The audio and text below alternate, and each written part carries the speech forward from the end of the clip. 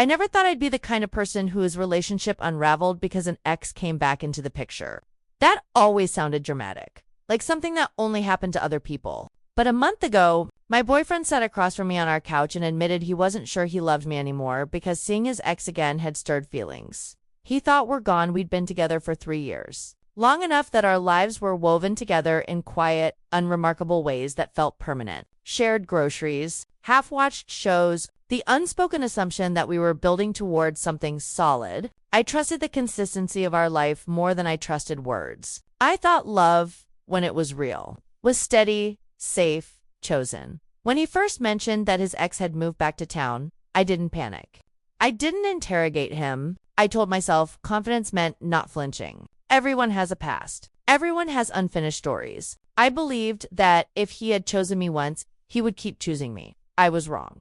The shift wasn't loud. There was no sudden betrayal. No explosive fight. Just small changes I tried not to notice. Pauses before answering. His phone turned face down. A distance I couldn't name without sounding paranoid. I stayed quiet because I was afraid that naming the change would make it real. By the time he finally admitted he was confused about his feelings, I had already felt myself becoming smaller, bracing for a loss I hadn't agreed to. Still hoping love would be enough to save us.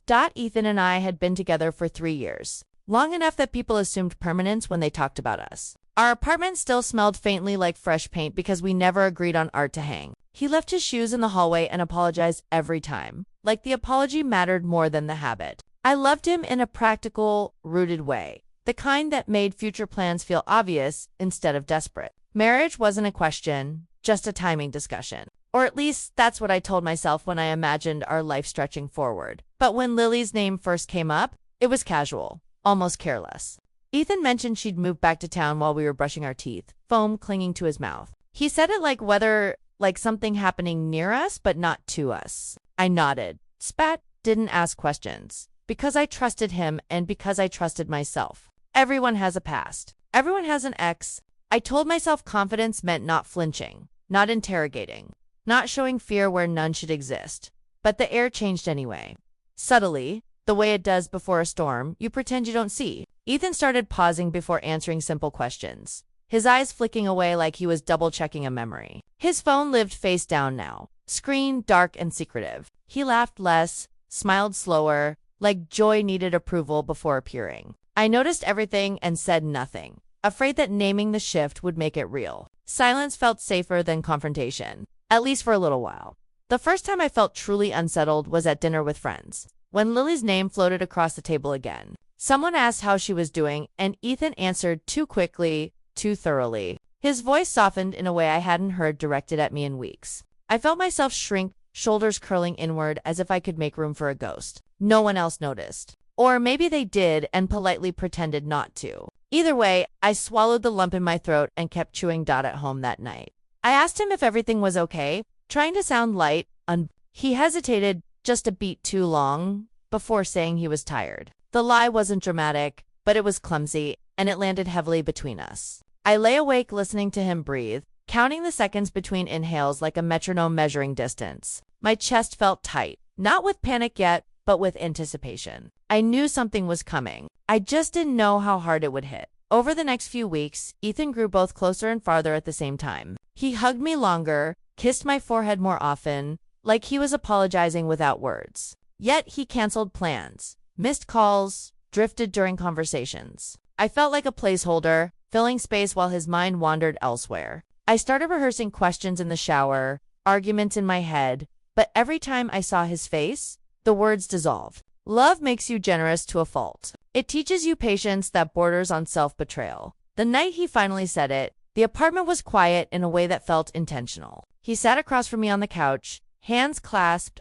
eyes rimmed red like he'd already cried. My heart began racing before he spoke, instincts screaming what my hope tried to deny. He told me seeing Lily again stirred feelings he thought were gone. He said he didn't know what they meant yet. He said he was confused. Each sentence landed like a small, precise cut. I remember nodding as if he had told me about a work problem, as if my world hadn't just tilted. Inside, everything screamed. My ears rang, my fingers went numb, my stomach dropped hard and fast. I wanted to ask why I wasn't enough, why love could evaporate so easily. Instead, I asked if he still loved me. He looked down, swallowed, and said he wasn't sure anymore. The word sure echoed in my head, hollow and endless.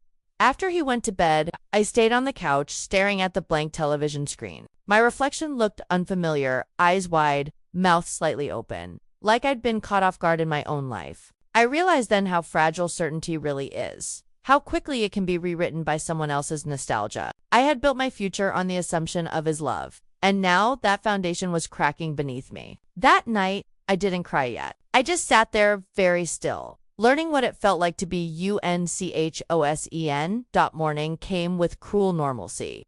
Sunlight spilling through the blinds like nothing had changed. Ethan moved around quietly, careful with me, which hurt more than indifference. I watched him pour coffee, memorizing the slope of his shoulders, the familiar scar on his wrist, afraid these details were already becoming memories. I smiled when he looked at me, a reflex born from habit, not feeling. Inside, something fragile had begun to splinter. I understood, with a clarity that frightened me, that love could fade without warning, and that I was standing at the beginning of a loss I hadn't agreed to, bracing myself for whatever came next. I didn't know it yet, but this was only the first fracture before everything shattered. I told myself confusion was temporary, that feelings stirred didn't mean feelings acted on, and that love worth having could survive uncertainty. Those thoughts became my daily mantra as I watched Ethan drift further into himself. I clung to optimism the way people cling to wreckage, not because it guarantees rescue, but because letting go feels like choosing to drown. Every morning I woke up hoping he'd look at me with clarity instead of conflict. Every night I went to sleep disappointed, replaying conversations that never quite happened. Ethan started seeing Lily more often under the banner of honesty. He said he needed closure, that unresolved pasts could poison the present if ignored. He framed it like maturity, like emotional responsibility. I nodded, even agreed out loud, even though my stomach twisted every time he left to meet her. I didn't want to be the insecure girlfriend who demanded distance. I wanted to be understanding, evolved. That performance cost me pieces of myself I didn't realize I was giving away.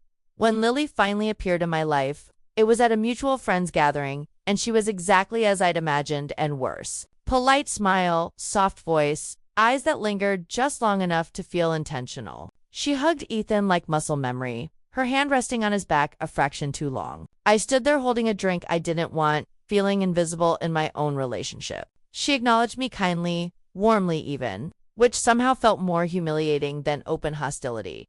After that night, comparisons started creeping in, unspoken but heavy. Ethan mentioned memories casually, stories I'd never heard, moments that didn't include me. He didn't mean to hurt me, I could tell. That almost made it worse. Pain caused by carelessness feels smaller, but it cuts deeper because it suggests your hurt wasn't even worth the effort of cruelty. I laughed along, smiled when appropriate, then went to the bathroom to steady my shaking hands. Our intimacy changed in ways that were subtle but devastating. He still touched me, but it felt distracted, like his mind was somewhere else, replaying a different version of love. Kisses ended sooner. Sex felt careful, hesitant, like he was afraid of crossing an invisible line. I started wondering if he pictured her when he closed his eyes, if my body had become a substitute instead of a choice. Those thoughts burrowed into me, relentless and corrosive. I began noticing how often my needs came last. Plans with me were flexible, reschedulable, while plans involving her felt fixed, urgent. He missed my birthday dinner because she needed to talk. He forgot to call when he said he would, then apologized with tired sincerity. I accepted every apology, stored every disappointment quietly inside. I didn't want to push him further away by demanding more when he was already slipping. One night, unable to sleep, I padded down the hallway and overheard Ethan on the phone in the kitchen. His voice was low, intimate in a way that tightened my chest. He said he didn't know what to do, that things felt different with me now. He said he felt alive talking to her again. I stood frozen in the dark, heart pounding so loudly I was sure he could hear it. In that moment, I understood I was no longer his partner. I was his comfort zone. The next morning, I confronted him, hands trembling despite my efforts to appear calm. I asked him if he still wanted to be with me. He hesitated again. That infuriating pause. He said he cared deeply about me, but didn't know if he loved me the way he used to. The words felt clinical, detached,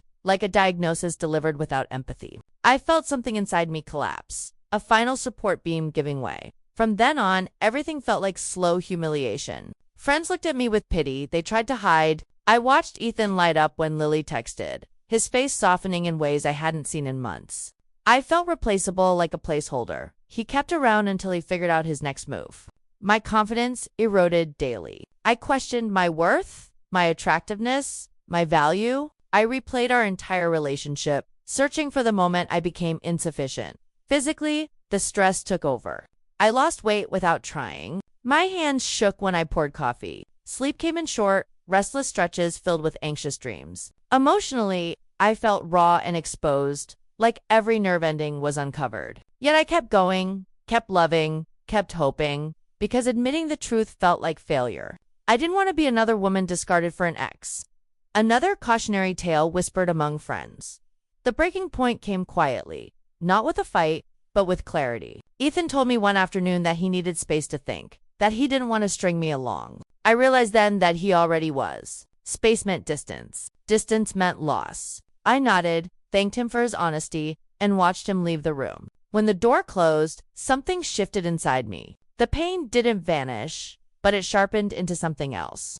Something colder. I sat on the edge of the bed and stared at my hands, noticing how steady they suddenly were. For weeks, I'd felt like I was dissolving, losing form. In that moment, I felt solid again, grounded by the realization that I couldn't save something I was no longer invited into. I deserved more than half love and borrowed attention. I didn't know what I would do yet, but I knew one thing with certainty. I was done begging to be chosen.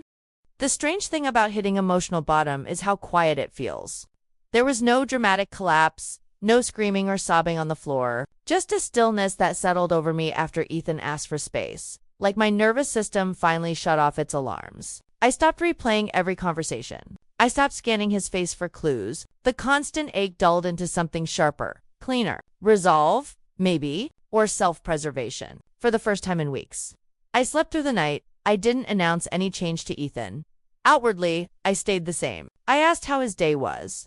I cooked dinner when he came home. I listened when he talked. But inside, I was stepping backward, carefully, like someone exiting a burning building without running. I started watching instead of reacting, noticing patterns, noticing how easily he assumed I'd always be there, steady and forgiving, no matter how distant he became. He grew careless once he sensed I'd stopped questioning him. His phone stopped being hidden. He mentioned Lily more freely, less guarded. He talked about her like a concept he was still figuring out, not a person who could hurt me. I realized then how deeply he'd compartmentalized his actions. In his mind, confusion excused everything. He wasn't cheating, so he wasn't the villain. The gray area gave him comfort. Watching that detachment made something harden inside me. I began keeping quiet notes, not on my phone or anywhere physical, but in my memory. The way he canceled our anniversary plans to help her move furniture. The way he laughed at her jokes with a lightness I hadn't heard directed at me in months. The way he told me I was being strong, like strength was my assigned role. Now, I didn't collect these moments to confront him. I collected them to remind myself why letting go was necessary as I pulled inward. I reached outward in small, deliberate ways. I reconnected with friends I'd neglected, people who knew me before I softened myself to fit Ethan's comfort. They didn't tell me what to do, they just listened.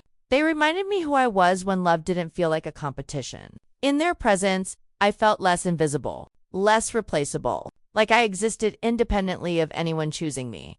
I also started reclaiming quiet parts of my life. Morning walks alone, music I loved that Ethan never cared for, books that made me feel seen. These moments weren't dramatic acts of self-care. They were subtle, grounding, like stitching myself back together thread by thread. I noticed how my body responded. My shoulders relaxed, my breathing slowed. I felt present in my own skin again. Ethan noticed the change eventually. He asked if I was okay, his tone cautious, uncertain. I told him I was fine, and for once, it wasn't a lie. That seemed to unsettle him more than my tears ever had. He started seeking reassurance, asking what I was thinking, what I wanted. I realized how the balance had shifted. When I stopped chasing clarity, he started fearing it. One evening, he admitted he felt like he was losing me. The irony nearly made me laugh. I looked at him, really looked, and saw a man who wanted the comfort of my love without the responsibility of choosing it. I told him calmly that I couldn't keep living in uncertainty. That loving me meant deciding,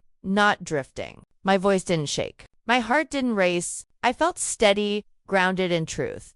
He didn't answer right away. He said he needed time. That word used to terrify me. Now it felt like confirmation.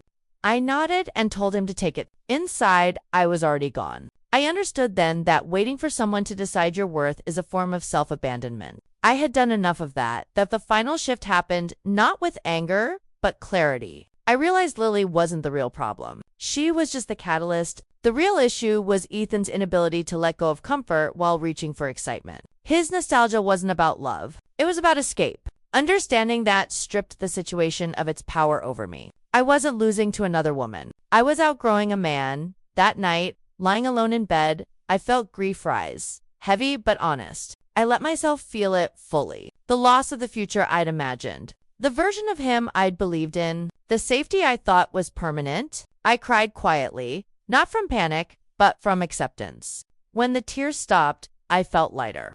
Like something essential had been released. I didn't know exactly how the ending would unfold yet. I didn't need to. I trusted myself to handle it. For the first time since Lily came back into our lives, I wasn't reacting to someone else's choices. I was preparing to make my own. And whatever came next, I knew one thing with certainty. I would never again beg someone to see my value when walking away could finally show it to me myself. The opportunity came in a way that felt almost scripted.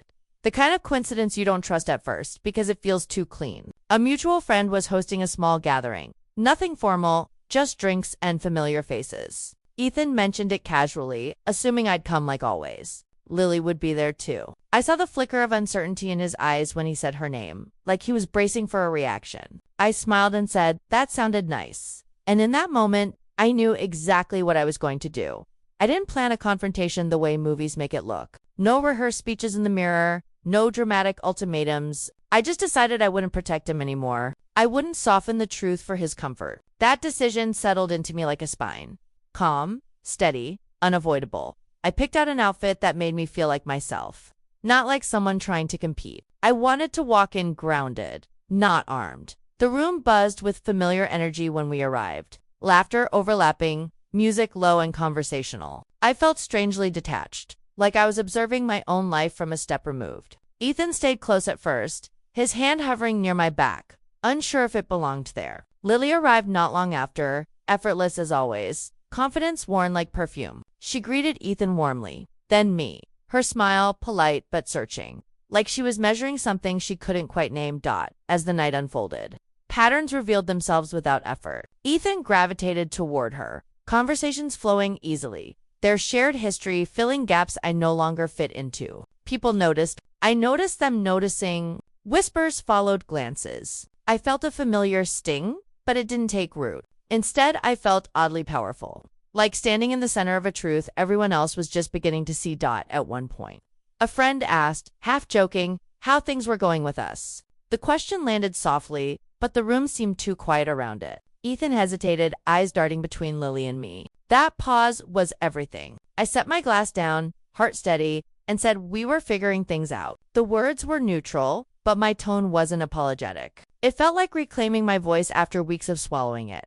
Lily spoke up then, gently, saying transitions were hard, that feelings could be confusing. She meant it kindly, I think, but there was an undercurrent there, a subtle claim. I looked at her, really looked, and saw uncertainty flash across her face when she realized I wasn't unraveling. I wasn't pleading, I wasn't angry, I was composed. And that unnerved her more than tears ever could. Ethan finally tried to explain himself, stumbling through words about timing and emotions and not wanting to hurt anyone. Listening to him say it out loud, in front of people who loved us, stripped his confusion of its romance. It sounded selfish. It sounded small. I felt a strange sense of relief as he spoke, because every sentence confirmed what I already knew. This wasn't about love rediscovered. It was about indecision exposed.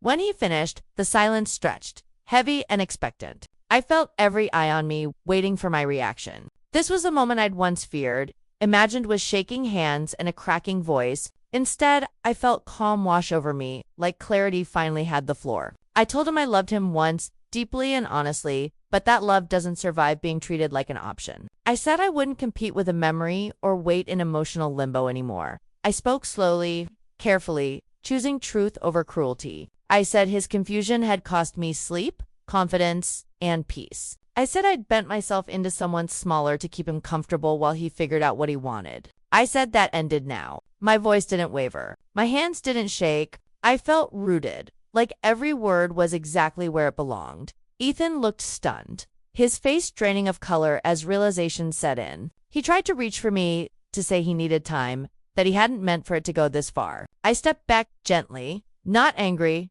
just finished. Lily watched, her confidence cracking, the narrative she'd built suddenly incomplete. I think she expected a choice to be made. She hadn't considered that I might remove myself from the equation entirely. I told them both I deserved a partner who was certain, present, and brave enough to choose me without hesitation. I wished them clarity, genuinely, then picked up my coat. No one stopped me. No one needed to. As I walked out into the cool night air, my chest filled with something like relief. Like the weight I'd been carrying finally had somewhere to fall. Outside, the city felt louder, brighter, more real. I took a deep breath, feeling it all the way down, and let it out slowly. I didn't feel victorious in the way revenge stories promise. I felt free. I had told the truth without begging, without shrinking, without losing myself. Behind me, I knew things were unraveling. In front of me was quiet, open space. For the first time in a long time, that space felt like possibility instead of fear. The days after I left that gathering felt strangely hollow, like the echo after a door slams shut. I woke up expecting the familiar ache of panic, the instinct to check my phone for messages that might pull me back into uncertainty. Instead, there was silence. Not the anxious kind, but a clean, open quiet that made room for my own thoughts again. I realized how long I'd lived in emotional noise, constantly adjusting myself around someone else's indecision. Ethan texted the next morning, then again in the afternoon, long messages this time, full of regret and clarity that had arrived too late. He said he hadn't realized what he was losing until it was gone, that seeing me walk away had shaken him. I read every word carefully, not with hope, but with curiosity. The pain in his messages was real. So was my detachment. I felt sad for him without wanting to save him, and that difference told me everything I needed to know. Lily disappeared from the picture almost immediately. Friends mentioned she'd left town again, or at least stopped coming around. Whatever fantasy Ethan had built collapsed under the weight of reality. Nostalgia is fragile when exposed to daylight. I didn't feel triumph at that realization. Just a quiet confirmation that I'd been right not to fight for something built on uncertainty. Whatever they'd been chasing wasn't sustainable, and it wasn't mine to fix. The apartment changed once Ethan moved out. The space felt larger, emptier, but also lighter. I rearranged furniture, washed sheets, opened windows. Each small act felt symbolic, like reclaiming territory that had been emotionally occupied for too long. I cried sometimes, unexpectedly, while folding laundry or making dinner for one. Grief doesn't disappear just because you make the right choice. It lingers, asking to be acknowledged before it loosens its grip. Friends checked in gently, careful not to overwhelm me with opinions or advice. I appreciated that more than they knew. I didn't need validation that I'd done the right thing. I felt it in my body. My appetite returned. My sleep deepened. My laughter came easier, unforced. I began to recognize myself again, not as someone waiting to be chosen, but as someone who could choose herself without apology. There were moments of doubt, of course. Late nights when I wondered if I'd been too harsh to final. If love meant enduring confusion longer than I had, those thoughts usually came when I was tired or lonely, and I learned to let them pass without engaging. Missing someone doesn't mean you should go back. It just means they mattered once. I reminded myself that love without certainty isn't romance. It's erosion. Weeks later, I ran into Ethan by chance at a grocery store. He looked thinner, unsettled, like someone still living inside unanswered questions. We exchanged polite words, careful smiles. He told me he was in therapy, trying to understand why he couldn't let go of the past without sabotaging the present. I wished him well and meant it. When we parted, my chest didn't tighten. I walked away feeling whole, not hollow. That was when I understood the real revenge wasn't public confrontation or watching his regret unfold. It was indifference earned through healing. It was no longer needing him to validate my worth or rewrite the ending. I didn't win by taking something from him. I won by taking myself back. There's a quiet power in that kind of justice, one that doesn't announce itself but changes everything. I started dating again slowly, cautiously, not because I needed someone, but because I was curious. I paid attention to how it felt to be listened to be chosen without hesitation. The contrast was stark. I realized how much I'd normalized emotional scarcity before. Now, any hint of ambiguity felt like a red flag instead of a challenge. I trusted my instincts again, and they felt sharper for having been tested. Sometimes, I think about the version of myself who sat frozen on the couch the night Ethan said he wasn't sure he loved me anymore. I wish I could tell her that uncertainty isn't a verdict on her worth, that someone else's confusion doesn't diminish the love she offers. That walking away will hurt, but staying would hurt more, in quieter, more dangerous ways. Growth rarely feels triumphant in the moment. It feels like choosing discomfort over decay. I didn't get the ending I once imagined. There was no engagement, no shared future, no neat closure wrapped in certainty. What I got instead was something more durable: self-respect, discernment, peace. I learned that love should feel like a home, not a waiting room. That being chosen daily matters more than being chosen once. That the bravest thing I did wasn't confronting him in public, but believing I deserved better when it would have been easier to stay. Now, when I tell this story, people ask if I regret leaving when I did. I always answer honestly. I regret how long I stayed silent. I regret how much of myself I sacrificed trying to be understanding. But I don't regret the moment I stood up and walked away. That moment changed the trajectory of my life in ways I'm still discovering. If there's one thing I know for certain now, it's this: love doesn't come back from the past to rescue you. It meets you where you are, chooses you clearly, and stays. And if it doesn't, the most powerful thing you can do isn't to fight for it. It's to let it go. Step forward and trust that choosing yourself is never the wrong ending.